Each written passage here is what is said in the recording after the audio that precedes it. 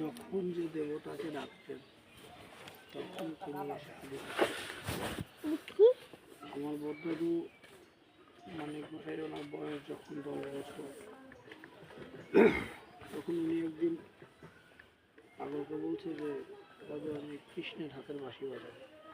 আমার মন্দিরে রাধা গোবিন্দের মূর্তি তখন ছিল, বেসিক্যালি ভগবান কৃষ্ণের আরাধনাটাই করতেন। তো যখন বলছে যে কৃষ্ণের হাতের বাঁশি বাজাবো তো হাত ধরে মন্দিরে নিয়ে মন্দিরে যে সেবায়ত ছিল তৎকালীন আমলে তখন তাকে মন্দির থেকে বের করে দিয়ে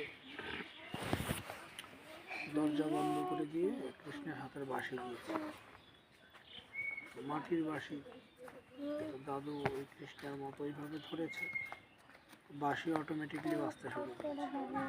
বাঁশির তালে দাদু নাচে নাচে নাচে রাধা গোবিন্দ, রাধা গোবিন্দ স্বয়ং প্রকট হয়ে গিয়েছে এইখানে ওইখানে মন্দিরে। এবং আমার ওইখানে একটা গাছতলা আছে, দেখবেন বুড়ি মায়ের গাছতলা, বুড়ি মায়ের গাছতলা যেখানে মনস্কামনা পূর্ণ করে ওখানে মা কালী প্রতিষ্ঠিত। এখানে মা কালী দুটো রূপে বিরাজ করে, যেটা আমাদের দশমহাবিদ্যার ভিতরে নেই। এখানে ভিন্ন দুটো রূপে মা বিরাজ করে। একটা হচ্ছে মা সন্তান কোলে নিয়ে বসে আছে, যাদের সন্তান হয় না, তখন দেখা যায় 10 বছর 15 বছর হয়ে যায়, তারা এসেও যদি সন্তান কামনা করে তারা আজও সন্তানের মুখ দেখে। আর আরেকটা রূপ হচ্ছে উগ্রচণ্ডীর রূপের মতো, কিছুটা উগ্রচণ্ডী রূপের মতো। সেই রূপটা বেসিক্যালি সচরাচর উনি সবাইকে দেখায় না বা কেউ দেখাও না, তবে কিছু রেস্ট্রিকশন আছে। যখন ওনাকে ওখানে পাগল প্রতিষ্ঠা করে তখন উনি বলেছিলেন যে আমাকে তো রাখছি, এখানে কিছু রেস্ট্রিকশন মেনে মেয়ে ছেলেদের আসতে। মেয়েরা যখন প্রকৃতির ডাকে রজস্বলা হয় ওই অবস্থায় গাছতলায় যাওয়াও যাবে না, আশপাশেও থাকা যাবে। ঔষধ অবস্থায় বা স্নান ছাড়াও পবিত্র অবস্থায় ওখানে গেলে প্রতিনিয়তই কোনো না কোনো ঘটনার পুনরাবৃত্তি হয় এখন। এবং প্রত্যেক অমাবস্যা পূর্ণিমায় ওখানে নুপুরের শব্দ এখনও আমার মন্দিরে যারা থাকে তারা প্রতিটা অমাবস্যা পূর্ণিমায় নুপুরের শব্দ পায়। মায়ের কোনো একটা মহিলা, মায়ের বলতে কোনো একটা মহিলা যে মন্দিরের ভিতর দিয়ে হাঁটছে এটা তারা টের পায়, নুপুরের শব্দ হচ্ছে, কিন্তু তারা চাইলেও চোখ খুলতে পারে না বা ইয়ে করতে পারে না, কারণ ওই রূপটা যদি দেখে তাহলে তাদেরকে আর কেউ বাঁচাতে পারবে না। এই জন্য ওই চোখ বন্ধ করে সবাই শুনে শোনা যায় নাকি? শোনা যায়, কেন শুনি, কিন্তু ওরা চাইলেও চোখ কাকা গিয়ে বন্ধ করাও তো।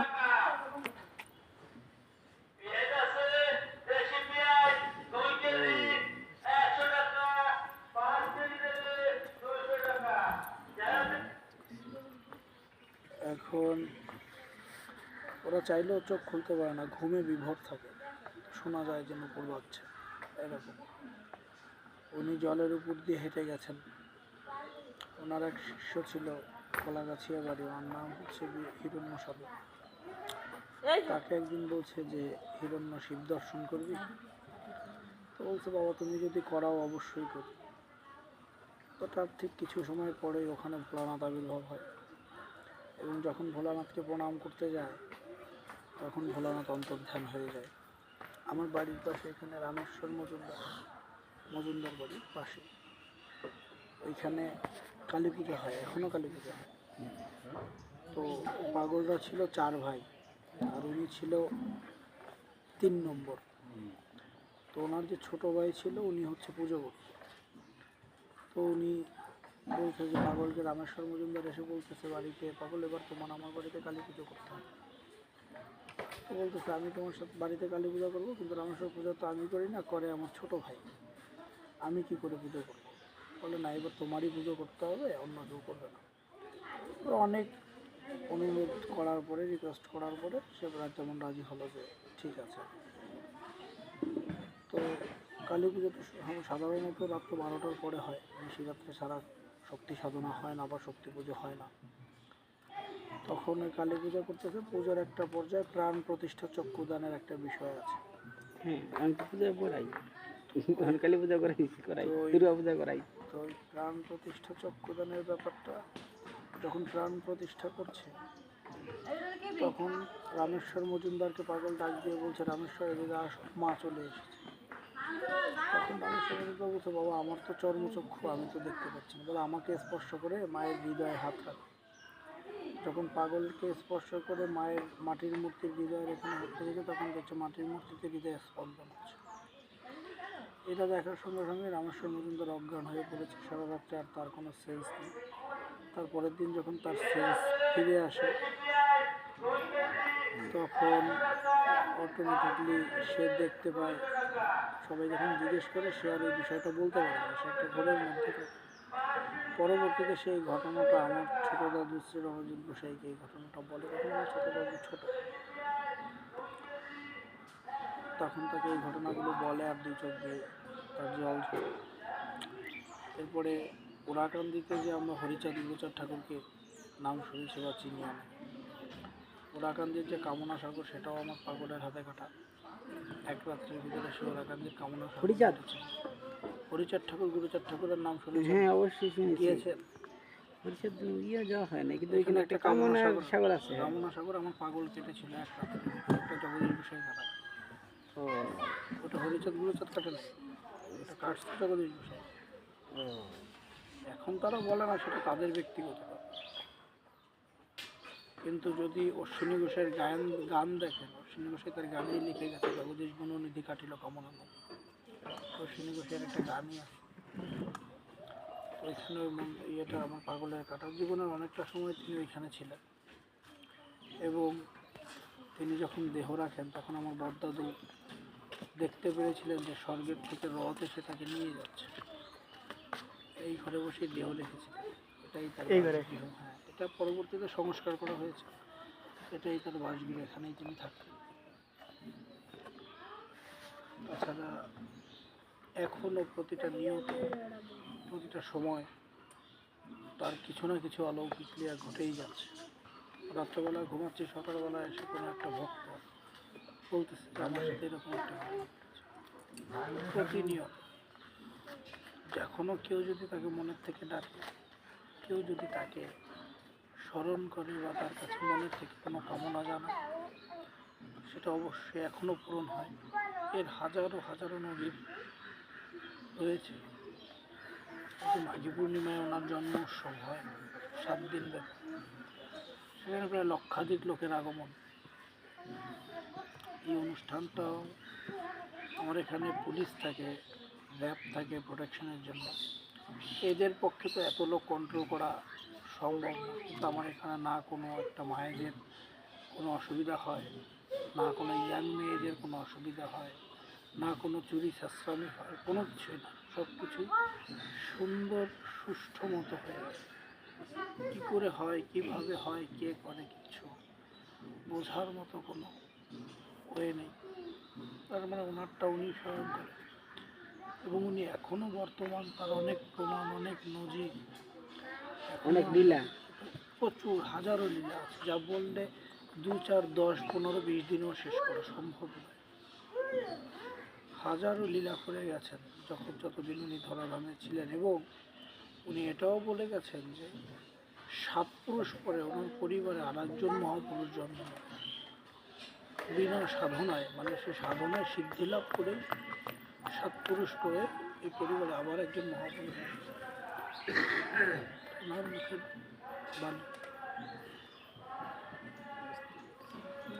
এখন কততম পুরুষ আছে? এখন চলতেছে 5ম পুরুষ। আপনি 5ম পুরুষ? আমি 5ম পুরুষ। এই হচ্ছে ওনার কাহিনী। হাজার হাজার লীলা উনি করে গেছেন, হাজার কাহিনী, যা বলে শেষ করার মতো না। ওনার যে কামনার ইগুলা বেদির যে বানাইছে, এটা খালি মেয়েদের জন্যই কি? মেয়েদের? কোন বেদি? ওই যে আপনি বললেন একটা কালী মায়ের বেদি বানাইছে, ওইটা আগের থেকেই তো ছিল বানানো, উনি ওখানে প্রতিষ্ঠা করে গেছে। শুধু মেয়েদের জন্য? সবার জন্য। মেয়েরা যখন রজস্বলা হয়, মেয়েদের অনেক রেস্ট্রিকশন আছে আমাদের সনাতন ধর্মে। অনেক ধরনের রেস্ট্রিকশন মেনে মেয়েদের চলতে হয়, যেটা বর্তমান প্রেক্ষাপটে, বর্তমান সময়ে, এই ডিজিটাল যুগে মেয়েরা বা আমরা পুরুষরা চলি না। কিন্তু আমাদের সনাতন শাস্ত্র অনুযায়ী মেয়েদেরকে অনেক কিছু মেনে, অনেক কিছু চিন্তা ভাবনা করে চলতে হয়। আমাদের পুরুষেরও তদুপরি অনেক কিছু আছে, যেমন ঘুম থেকে ওঠার মন্ত্র আছে, ঘুমাতে যাওয়ার মন্ত্র আছে, মলমূত্র ত্যাগ করার মন্ত্র আছে, স্ত্রীর সাথে সহবাস করারও মন্ত্র আছে। প্রত্যেকটা জিনিসের আমাদের সনাতন ধর্মে একটার পর একটা মন্ত্র দেয়া আছে। এগুলো আমরা কেউ মানি না। এখন যুগ ডিজিটাল, আমাদের এগুলোর কোনো বিধিনিষেধ নাই। যেমন একটা উদাহরণ দিই, এই যে বাবা মায়েরা তো স্বামী স্ত্রী, এদের যখন বিবাহ হয়েছে, হোম করিয়েছে না পুরোহিত, যজ্ঞ, ওটাকে বলে কুসুন্ডিকা। বিবাহ কুসুন্ডিকা। হ্যাঁ, ওটার সাথে কি তার গর্ভধানের কোনো মন্ত্র পড়িয়েছিল? পড়িয়েছিল? পড়ায় না। তাহলে তো তুমি তার ভিতরে যে সন্তান জন্ম দিচ্ছ, সনাতন শাস্ত্রে তো সে সন্তান অবৈধ। কেন? এর কারণ হচ্ছে, যখন আমার স্ত্রীকে কুসুন্ডিকা যজ্ঞ করানো হলো, তখন তার নাভি স্পর্শ করে একটা মন্ত্র আছে, ওই মন্ত্রটা পাঠ করাতে হবে। তার বক্ষে স্পর্শ করে মন্ত্র আছে, তার মানে তার পুরো শরীরটা, তার গর্ভধান মানে কি, তার গর্ভে আমি সন্তান সঞ্চার করব, এই অধিকারটা আমাকে দেয়া হয় অগ্নিকে সাক্ষী রেখে। সিঁদুর, আজকাল তো সিঁদুর পড়ালেই বিয়ে হয়ে যায়। মালা বদল সিঁদুর পরা নেই। হ্যাঁ, আর মালা তার মধ্যে বদল সিঁদুর তাও পড়ালেই লাগে না, বিয়ে এখন হয়ে বর্তমানে যায়। কুটমেচ করে ওই লিগে তার লোক হয়ে যায়। এই এই বিয়েটা তো আসলে আমাদের বৈদিক শাস্ত্র মতে এটা বিবাহ না। সনাতন শাস্ত্র এটাকে প্রেফার করে না। সনাতন শাস্ত্র অনেক কঠিন একটা জায়গা, আমাদের অনেক রেস্ট্রিকশন।